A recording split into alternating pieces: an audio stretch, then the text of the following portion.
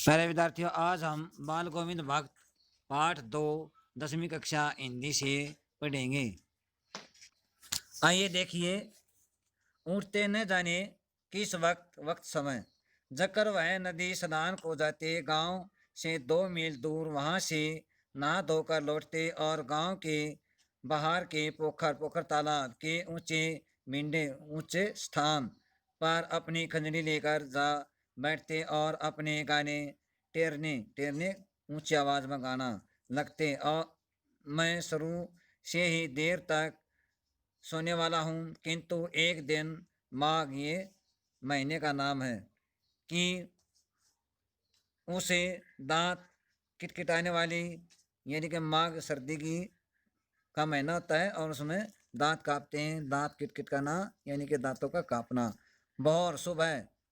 मैं भी उनका संगीत मुझे पोखरे पर ले गया था। अभी आसमान के तारों के दीपक बुझे नहीं थे। हाँ, पूरब में लोही लग गई थी, यानी कि लालिमा फैल गई थी पूरब दिशा में, जिसकी लालिमा को शुक्र तारा और बढ़ा रहा था। खेत बगीचा घर सब पर कुहासा छा रहा था। सारा वातावरण अजीब, अनोखा, रहस्य से आवृत मालूम पड़ा था। उसे रहस्यमय वातावरण में एक कुछ घास की चटाई पर पूरा मुंह काली कमली ओढ़े बाल गोविंद भक्त अपनी खंजरी लिए बैठे थे। उनके मुंह से शब्दों का ताता, यानी कि लगातारी, कंटिन्यूटी लगा था। उनकी उंगलियां खंजरी पर लगातार चल रही थी। गाते गाते इतने मस्त मुग्ध हो जाते, इतने सुरूर में आते, उत्तेजित हो उठते कि मालूम होता अब खड़े हो जाएंगे। कमली तो बार बार सिर के नीचे सरक जाती। मैं जाड़े से कपकपा रहा था, किंतु तारे की छाँव में भी उनके मस्तक के श्रमबिंदु परिश्रम से पसीनाना जब तब चमक ही उठते पड़ते। गर्मियों में उनकी संध्या शाम इतनी उमस भरी शाम को न शीतल करती। अपने घर के आंगन में आसन जमा बैठते। गांव के उनके कुछ प्रेमी भी जुट जाते। खंजड़ियों और हड़तालों की भरमार को हो जाती। एक बात बाल गोविंद भक्त कह जाते, उनकी प्रेमी मंडली उसे दोहराती तिहराती। धीरे धीरे स्वर ऊंचा होने लगता, एक निश्चित ताल, एक निश्चित गति से। उसे ताल स्वर के चढ़ाव के साथ श्रोताओं के मन भी ऊपर उठने लगते। धीरे धीरे मन तन पर हावी हो जाता। होते होते एक अक्षण समय ऐसा आता कि बीच में खंजरी लिए बाल गोविंद भक्त नाच रहे हैं और उनके साथ ही सबके मन नृत्यशील हो उठते हैं। सारा आंगन नृत्य और संगीत से ओतप्रोत है भरा हुआ। बाल गोविंद भक्त की संगीत साधना का चरम उत्कर्ष, सबसे ऊंचा स्वर। उसे दिन देखेगा जिस दिन उसका बेटा मरा। एकलौता बेटा था। वह कुछ सुस्त और बोधा सा था, किंतु इसी कारण बाल गोविंद भक्त उसे और भी मानते। उनकी समझ में ऐसे आदमियों पर भी ही ज़्यादा नज़र रखनी चाहिए या प्यार करना चाहिए, क्योंकि वे निगरानी और मोहब्बत प्यार के ज़्यादा हकदार होते हैं। बड़ी साध से उसकी शादी कराई थी। पतोहू बड़ी ही सुभग और सुशील मिली थी। घर की पूरी प्रबंधिका बनकर भक्त को बहुत कुछ दुनियादारी से निवृत्त कर दिया था उसने।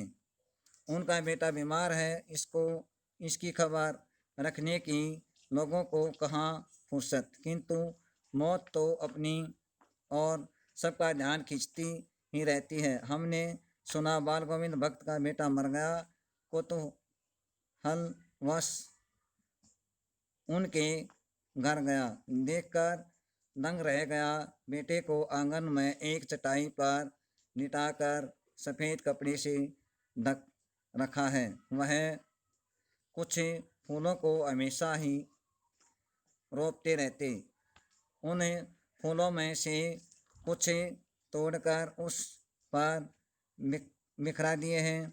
फूल और तुलसी भी सिरहाने एक चिराग दीपक रखा है और उसके सामने जमीन पर ही आसन जमाए गीत गाए चले जा रहे हैं। वही पुराना सवार, वही पुरानी तल्लीनता। घर में पोतू रो रही है, जिसे गांव की स्त्रियां चुप कराने की कोशिश प्रयत्न कर रही हैं, किंतु बाल गोविंद भक्त गाए जा रहे हैं।